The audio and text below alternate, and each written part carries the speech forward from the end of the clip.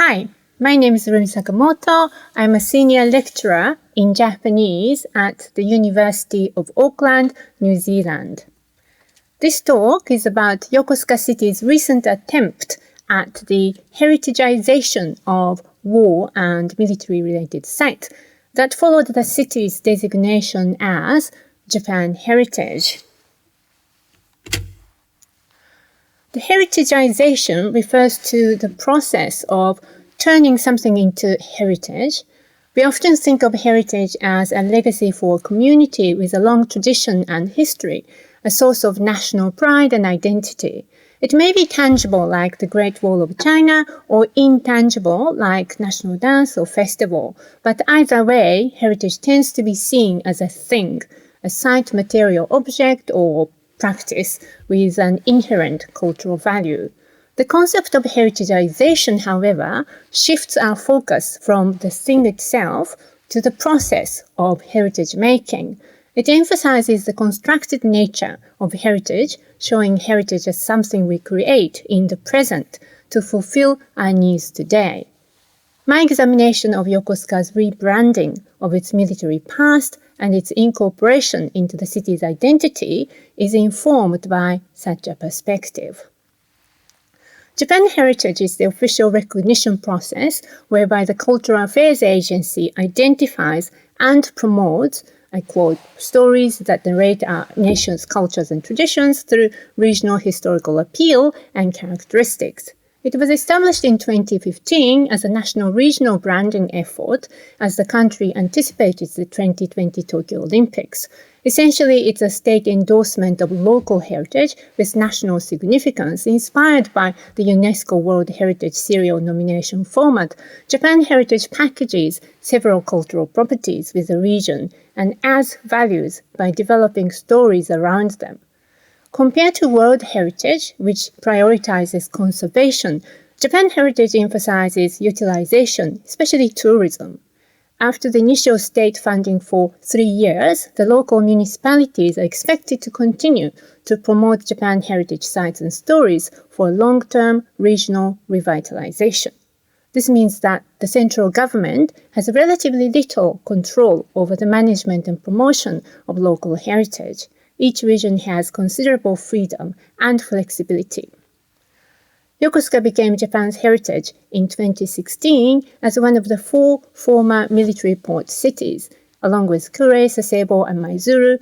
This talk focuses on Yokosuka, Japan's largest naval port city since the 19th century. It has a deep historical ties to the Imperial Japanese Navy.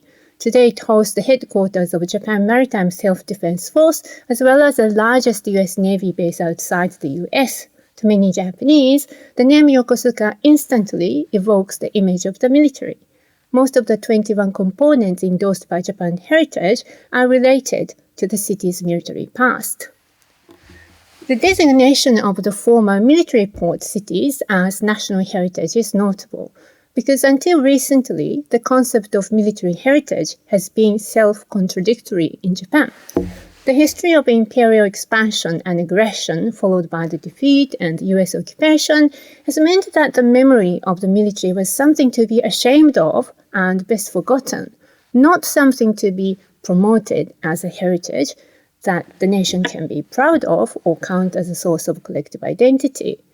Today, war and military heritage are still subjected to ideological contestations and competing historical interpretations between pacifism and remilitarization, rightist and leftist, and conservative nationalism and cosmopolitanism. This makes it difficult to value military heritage as culturally meaningful property. Today, Japan has only 6 state-designated heritage sites of military nature. The majority of the relics of Japanese modern war, such as battery, bunkers, military factories, remain outside the heritage preservation efforts of the national and local governments. The Japanese attitude towards military heritage, however, may be changing as the pacifist ethos is increasingly eroded with the government's continuing push to build up the military in the face of the shifting security environment in East Asia. With the new state recognition and associated funding, Yokosuka City has exploited its military history as a positive heritage and resource for tourism by renovating, upgrading, and marketing various war and military-related sites. I'll introduce 3 such sites from the city's Root Museum, a major tourism project that followed the Japan Heritage designation. This virtual museum packages about 20 places of interest, which are called satellites under the theme of Yokosuka's modern history. Its goal is to turn the whole city into a military port museum. Many of the satellites are also Japan Heritage components. The 3 examples are major tourist destinations heavily promoted by the municipality.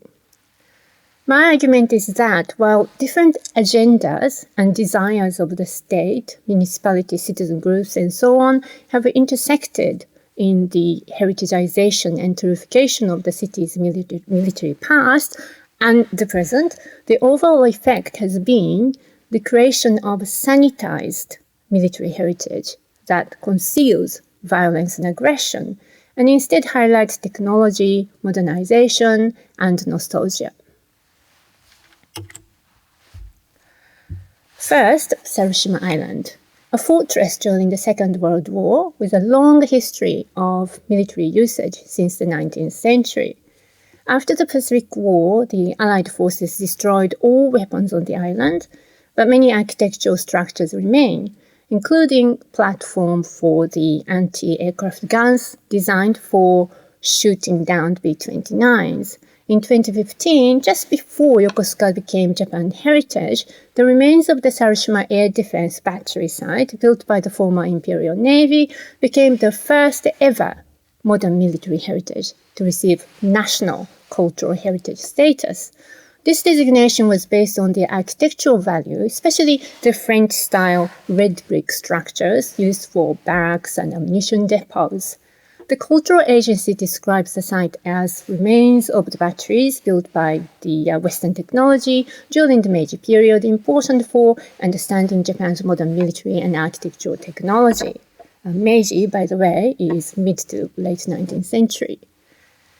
The narrative of successful Meiji modernization has been promoted at the state level over the last decades, especially around the industrial heritage, but also more broadly as positive story that culturally reinforces national unity in the face of globalization and economic recession. The Japan Heritage Application documents submitted by the 4 cities, including Yokosuka, indicate the conscious engagement with this national story by emphasizing the Navy's role in Japan's modernization. The city's website, official guidebook, travel brochures, and Sarushima all reproduce this state narrative, emphasizing the Meiji history, the unique brickwork, and engineering sophistication. The story of the successful technology transfer from the West that kick-started Japan's glorious path as the first non-Western modernization dominates, with hardly any mention of the war in the 20th century. That these facilities served the military during the Second World War is hidden behind the Meiji nostalgia. Also emphasized, especially in commercial PR materials, is the aesthetics of red brick ruins combined with the wild nature of the uninhabited island, with frequent claims that Sarushima resembled the landscape on Studio Ghibli animations. Words like romantic, mysterious, divine, timeless highlight the aesthetic pleasure of the unique landscape, centering on the visually striking images of abandoned structures overrun by vegetations. A tunnel that connects 2 batteries on the island is publicized as the Tunnel of Love, a perfectly Instagrammable backdrop for young couples and cosplayers. Such tourification and marketing, using the ruin aesthetics and the image of Sarushima as an otherworldly, uninhabited island, accelerated with the private tour operators' involvement in the island's management, which saw several profit-oriented events like music concerts, nighttime cruises, and art festivals. Today, the island is visited by 230,000 tourists every year, Despite the official designation as military heritage, the tourism industry largely treats the military remain on the island as the old ruins that creates an attractive atmosphere. The words history and memory are frequently used, yet they remain abstract, serving as vague signifiers of long-abandoned structures rather than concrete history of the Asia-Pacific War. Second, Mikasa Memorial Ship. The most famous battleship in the Russo-Japanese War that secured Japan's naval victory against Russia in 1905. The ship was destined to be scrapped under the Naval Limitation Treaty, but a preservation movement saved it, and it was renovated into a museum of the Russo-Japanese War and a symbol of national pride. After the Second World War, the Allied occupation's demilitarization program saw Mikasa turn into an aquarium and a dance hall for peacetime leisure activities, sending its wartime usage into oblivion. Post-occupation, yet another preservation movement turned it back into a museum. Today, it sits in the Yokohama waterfront, as attracting more than 200,000 visitors annually. It is designated as Japan Heritage Cultural Property. It is managed by the Mikasa Preservation Society, whose board includes the former Ministry of Defense and Self-Defense Forces members. As a museum, Mikasa exhibits artifacts like the ship's original imperial chrysanthemum crest and an array of dusty medals and uniforms. It also contains numerous text-based exhibits on the Russo-Japanese War and Japan's modern history. Its historiography is patriotic and revisionist, emphasizing gallantry and valor. The central narrative is that Japan fought a defensive war and that the victory in the Russo-Japanese War enabled Japan to keep independence and inspire other peoples of color who were subjected to European imperialism. The recently added immersive and experiential exhibits with virtual reality devices and simulators also reinforce the narrative of glorious victory as the visitors get to sink Russian ships one by one with the captain's command echoing in the background. While Mikasa exhibits are critical of Western imperialism, nowhere is it mentioned that the war was about Japan's imperial ambition over Manchuria and Korea, or that Japan's victory paved the way for its colonization of Korea. It's barely visible that Japan was an empire. For example, there is a map showing regions colonized or under the control of Western nations, each painted in a different color, but Taiwan, which was Japan's colony, is missing from the list. Some display panels feature recent global situations such as the Russian-Ukraine war and China's growing military. The image of the powerful Japanese Navy of the past is thus juxtaposed with the reminder of today's unstable security environment, implying the need for strengthening maritime defense. Also on display are JSDF recruitment materials and panels of the Navy today, the activity, professionalism, and so on. Through metonymy, past glories are thus attached to the current Japanese military. Overall, Mikasa presents a nostalgic memory of the Russo-Japanese War as a good war that kicked Russia out of Asia and links it with the current military of Japan. It ignores the history of the Japanese Empire and Japan as an aggressor in the Asia-Pacific War. Lastly, the military port cruise. Advertised as the only cruise store in Japan where visitors can observe vessels of the U.S. Navy and Japan Maritime Self-Defense Force from up close. While it is not the historical heritage of the listed component of the state-sanctioned Japan heritage, the cruise is a popular route museum satellite, well integrated into the tourist circuits, and speaks to Yokosuka's military heritage that continues today. The tour is advertised widely with the city's official recommendation, prominently appearing at the top of the free tourist map. 5 to 7 tours each day, each accommodating 250 people in an area where no other commercial vessels are permitted. Weekend bookings fill up quickly, and there's Christmas cruise, nighttime cocktail cruise, and so on, which have been added quite recently. On the day I joined the tour, the passengers included families, couples, teenagers, and seniors, the largest group being men in their 30s and 40s. Throughout the 45-minute tour, a guide in a fake Navy uniform provided lively commentaries about different vessels, capabilities, roles. The guide kept encouraging the passengers to take photos and wave at the crew members on naval ships. The mood was lighthearted and entertaining. The tour both glamorizes and trivializes weapons and military vessels. Technology was a major focus. Passengers were told that Aegis-equipped vessels could shoot down 100 missiles all coming from different directions and detect missiles as far as 450 kilometers away. The state-of-the-art stealth technology was described as a product of the amazing technological capabilities of Japan and the incredible effort and hard work of Japanese engineers. Yet, with the guide describing the submarines as ninjas of the sea and main battery as a rice cake on a stick, it was easy to forget that we were looking at the powerful weapons and tools for war. References to the current geopolitical state reinforced the need for national defense and Japan-US security arrangement. The newest Aegis ship, we were told, was super busy because North Korea has been shooting missiles, and the physical absence of the USS Ronald Reagan, which is a nuclear-powered aircraft carrier, was due to the recent instability in the world. The distinction between the JMSDF and the US Navy was blurred, while the word enemy was used several times, encouraging the worldview of us versus them, reminding the passengers of the connection to the nation as a community of us, aligned with the militarism of the US and Japan. Overall, the tour was dominated by a sense of entertainment and spectacle. It also evoked admiration and respect for the professionalism and devotion of the military men and women. Military vessels were presented as aesthetic objects linked with power and technology, and visitors were constructed as an object of protection they provided.